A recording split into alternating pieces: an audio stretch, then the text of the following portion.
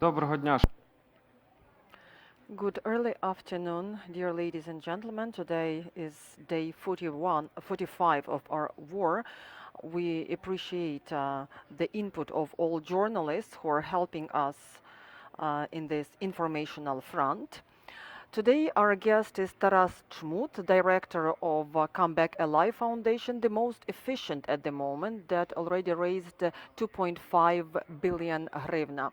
He's also military analyst, military expert, and he is the founder of Militarny, a leading media outlet addressing national security issues. Taras, over to you.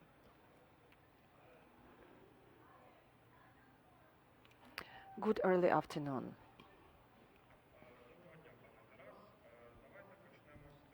Let's get started. Ukrainians and volunteers have been helping our military, our armed forces. How effective this help is and how this self-organization helps our warriors. Ukraine has shown unique possibility that it's possible to unite the efforts and get consolidated and provide support to armed forces of Ukraine and other military units. It was unprecedented. If we compare similar situation with 2014 when Crimea was occupied and when the war started in the east of Ukraine, so the help that we get is much bigger and the funds that we raise is unprecedented. We use the funds in order to close the gaps that exist in the armed forces in terms of military supplies. Come Back Alive Foundation. How do you get requests? Do requests come from separate units or these are centralized requests? How do you know what our armed forces need at the moment? Since we've been working for 8 years, we have direct contacts with each commander from the armed forces of Ukraine, and we know what they need by sectors. And we know that the biggest need is in the south of Ukraine, east of Ukraine, Kherson, Mykolaiv, Zaporizhia, Kharkiv, Odessa.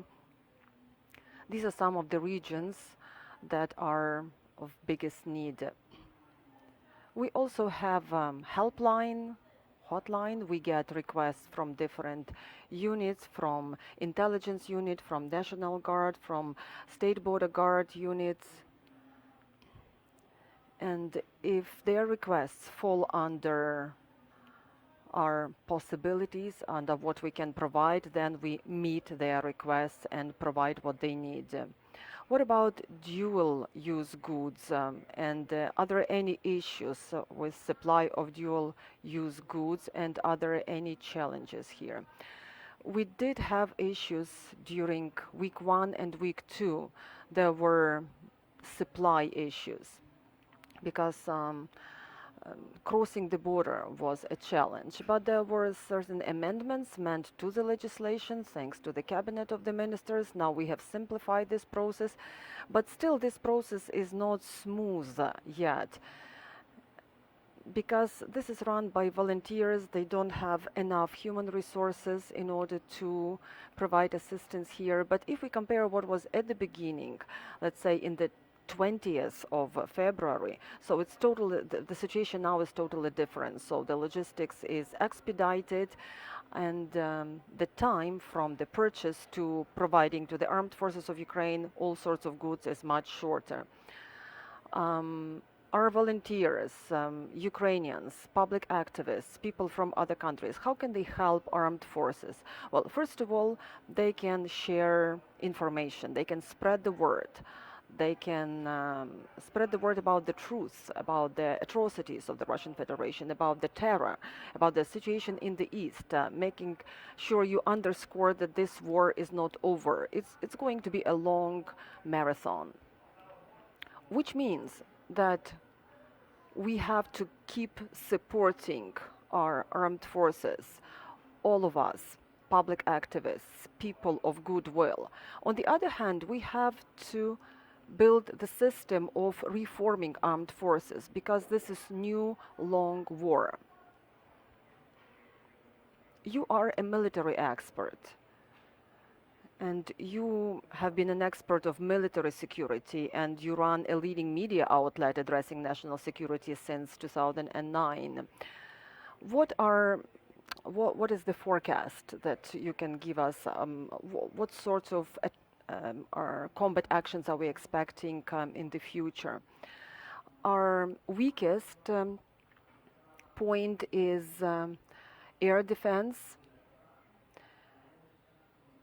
It's getting exhausted, I must say.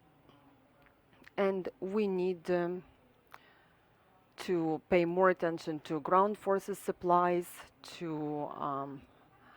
in order to address new challenges that we might have in the future. So air defense, that's probably the biggest weakness, because we see that the civilians suffer, the infrastructure suffer from airstrikes, from bombing. That's why the aviation is something that is our top priority.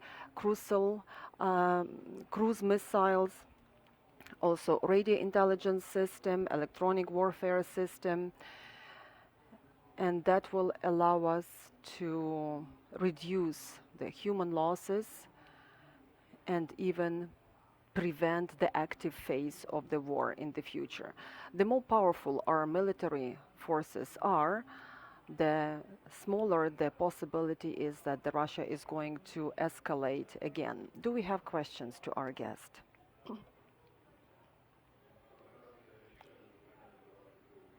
I have a question for you as a military expert. My name is Andriy Shevchenko.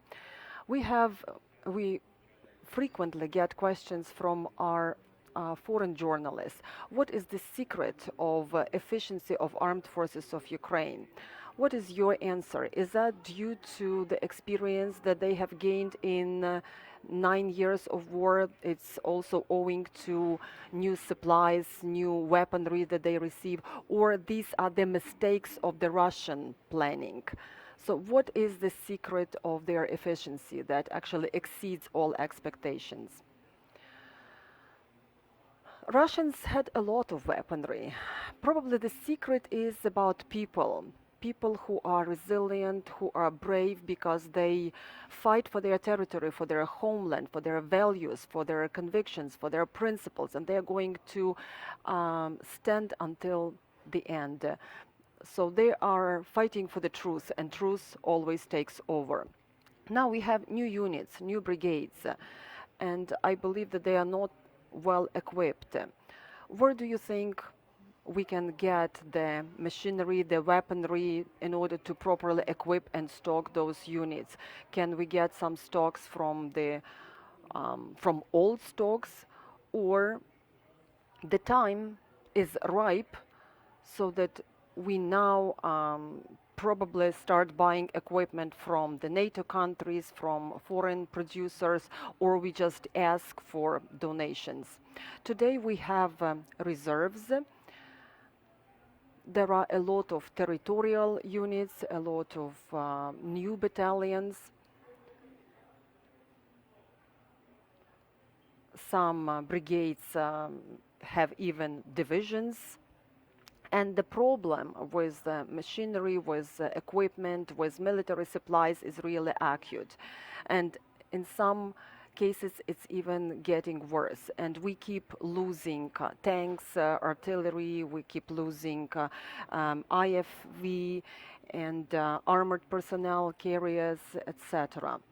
Unfortunately, now we cannot provide everything locally, and we cannot manufacture things locally. As for the Soviet supplies, they have already been exhausted. Just forget about Soviet supplies. Where to buy new machinery? So we can buy from our partners, from the United States, from European countries. They have the resources that can cover our needs. If we are talking about armored personnel carriers, IFVs, so there are a lot of examples. Abrams, for example, and even more powerful systems of man pads and MLRS, so we can get them in order to compensate for their equipment lost. Later, on later stages, we can talk about unification, about training, about modernization, about upgrading, and all sorts of processes that could be done in peaceful times. Thank you very much for answering this question. Our last question is, how did Come Back Alive Foundation change in 45 days? And what is your brightest memory? Our annual budget was 30 million hryvnias. Now we have monthly budget 2 billion hryvnias. So that's quite a breakthrough. And luckily, we keep getting donations, and that allows us to be efficient. What I remember most is the resilience of Ukrainians who are not ready to compromise. Thank you, Taras. Are there any other questions? Or maybe you have a comment or message you would like to send to Ukrainians? Briefly, just remember that the war is not over, and now Russians have taken this operational pause, which might take a month or a day or a few years, but eventually it will lead to another new major war and new atrocities. Thank you very much, Taras. So just to remind you, our guest was Taras Chmut, Director of